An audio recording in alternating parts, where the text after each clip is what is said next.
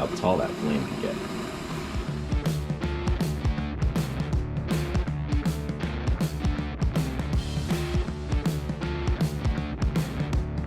Hey everyone, welcome back to Everyday Backpacker, a channel where I document my journey through the backcountry, and in this case, how I accomplish it.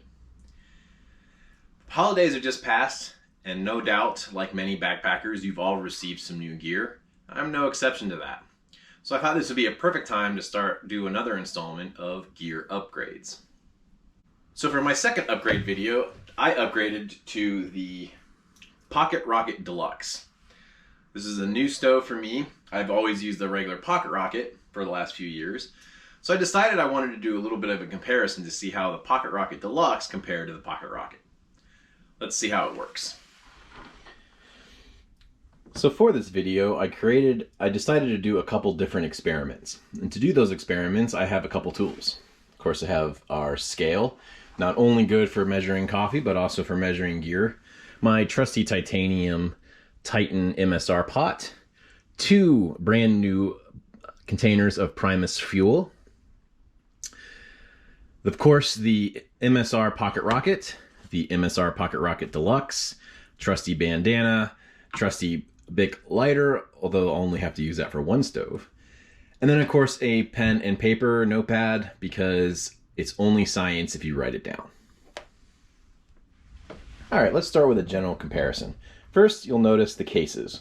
The MSR Pocket Rocket, of course, came with that classic hard plastic container.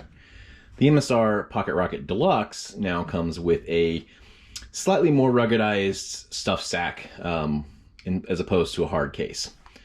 And now look at the stoves themselves. So the Pocket Rocket originally had 3 stands that would deploy out just horizontally, and of course a valve of the symbol. Had a relatively small burner head with a 3-part, somewhat decent windbreak that kind of went around the top area there. Other than that, that was all it was. Nice, basic, and easy. Pocket Rocket Deluxe, on the other hand, has slightly more folding to it. So it does have 3 stands that fold outwards and up. And this creates a slightly larger support area. The burner head, of course, is much larger. So you have a nice burner head to it. There is a piezo igniter on this one, although I have to say I'm not a huge piezo lighter fan. They're nice and all, but I don't feel like they're very necessary because I'm always taking a lighter with me anyways. But hey, it's on there, so we're going to use it. The other thing you'll notice is that this one, instead of having those 3 veins across the top, has a deep set recess to the burner cup head, and that is what acts as a windbreak for it. The biggest difference, though, out of all of these is the addition of the pressure regulator. So this is MSR's first pressure regulated canister stove. It's not part of a system. What this pressure regulator does is it allows for a more consistent flow throughout the life of a canister. So oftentimes as a fuel canister gets low, the pressure kind of dives off over time. Not so much with the pressure regulator. It maintains a nice even flow and then kind of precipitously dies at the very end. So you get really great fuel efficiency as well as consistency of burn. It also, as they claim, helps with burning in cold temperatures. So as you might know, canister stoves tend to kind of lose some of that pressure on cold temperatures due to the fuel's inability to vaporize properly. So we're going to do a little test to see if that actually works out or not. All right, so the first test, of course, is going to be how much they weigh. Weight's obviously a big deal. So let's see if I lost a little bit of weight by making this upgrade. First, I'm going to measure them inside their containers. The MSR Pocket Rocket in its container weighs 4 ounces. The MSR Pocket Rocket Deluxe in its cloth container weighs 3.4 ounces. So that's a little bit of a savings. Next, we'll go ahead and weigh the stoves by themselves. So the MSR Pocket Rocket weighs right at 3 ounces, whereas the Pocket Rocket Deluxe weighs 2.9 ounces. Not a huge savings, but hey, everything counts in the backcountry, am I right? All right, for the next comparison test, we're going to go ahead and see how the boil time works in a controlled environment, indoors in the warm air. Don't worry, I have my windows open. So in order to do this test, I purchased 2 brand new Primus fuel canisters. These are both 100-gram canisters. They're both brand new, so they'll have the same pressure and the same performance in theory. This isn't exactly completely scientific. But both stoves are hooked up to those. We're going to use 1 cup of water in my trusty titanium pot. I only have 1 pot, so I can't do a side-by-side comparison, but we're going to test these out to see which one boils faster. Let's get started. All right, and so for the next test, we have the brand new fuel canister cap still on. Go ahead and take that off, and we'll attach the stove here. Like that. So we're going to go ahead and light the stove, put the water on, and then hit the timepiece.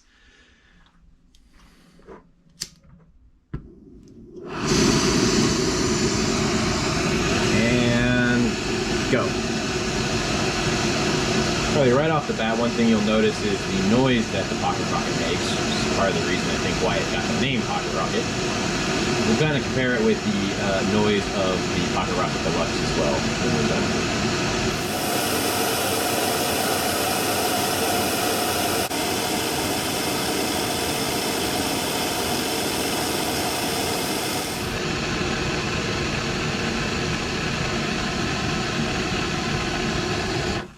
All right, we hit a rolling boil at 1 minute and 57 seconds.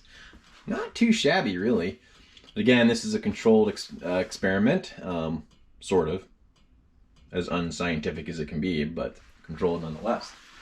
So now let's go ahead and see how the Pocket Rocket Deluxe operates. All right, so now we have the Pocket Rocket Deluxe. Again, unopened stove. Pop that guy off of there. Go ahead and screw on. That would be unopened canister, not stove. And there we are. Another 1 cup of water with a very strange cameras in my way pouring technique. And a pot here. Don't need to use the Bic lighter. So let's go ahead and see how the Pocket Rocket Deluxe performs. Look how tall that flame can get.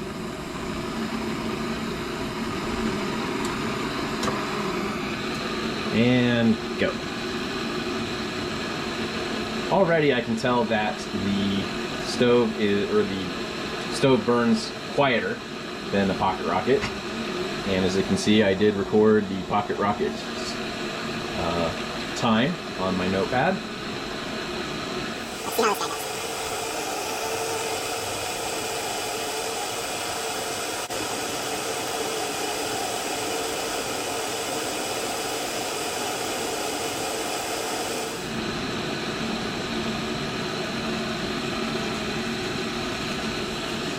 All right, and we've hit our rolling boil. 1 minute, 28 seconds. Just a hair under the original Pocket Rocket. Get rid of the water there. And write that down in the old notepad, because science. Pocket Rocket Deluxe. 128.41. Not too shabby. Another thing I really quickly wanted to point out with the Pocket Rocket Deluxe is the range of control in the flame. So you'll notice that at full, it puts out quite a pretty good sized flame, all the way up to about there. But then you can crank it down to a simmer, which is not something that you're able to do with the Pocket Rocket. So a little bit more option as far as cooking goes there. Well, the numbers are looking great so far for the Pocket Rocket Deluxe, but now, time for a coffee break.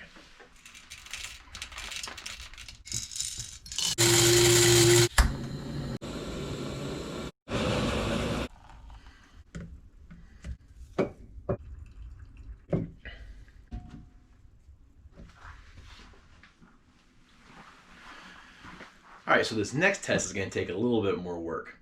I'm going to take my fuel canisters and my stoves and place them in my freezer for 24 hours to see how they react in cold temperatures.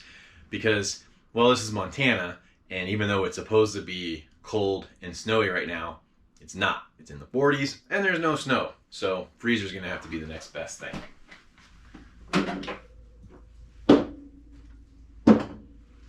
Ooh, look, ice cream. Now, it's time to go for a run, fat boy.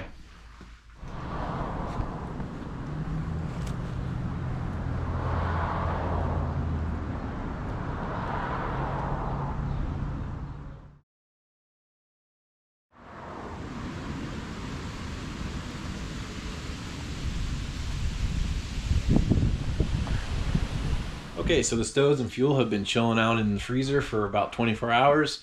So now we're gonna go ahead and take them out and set them up outside and see how the performance varies. Let's get to it.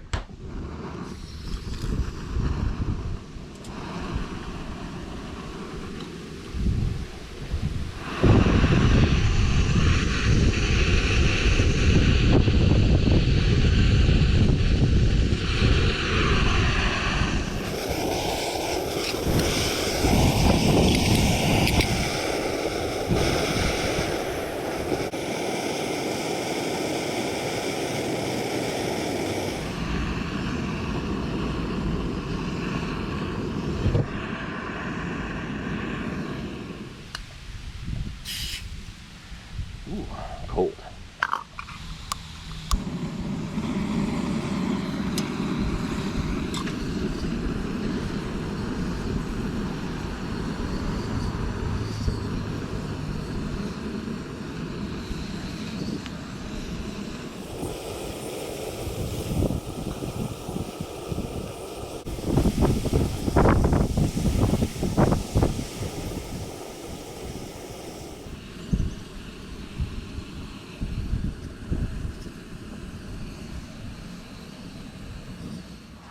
All right, well, after that super scientific evaluation of two stoves, I think the numbers are in. And although the Pocket Rocket has been a true and trusted friend over the years, this is a great stove, and I'm not knocking it in any way. I still totally would recommend this stove to anyone, even though they don't make it anymore. But I have to say that although the numbers are very close, the Pocket Rocket Deluxe has shown itself to be a pretty darn good investment. So the Pocket Rocket Deluxe definitely has a really great range of cooking temperatures, going from simmer to full on. It has a great burner hot head size, piezo igniter I could do or do without, and then the pressure regulator on it definitely seems to make a difference in the overall performance. So again, all in all, I think it's a great stove. You might disagree, you might have a better option. What's your go-to stove out there?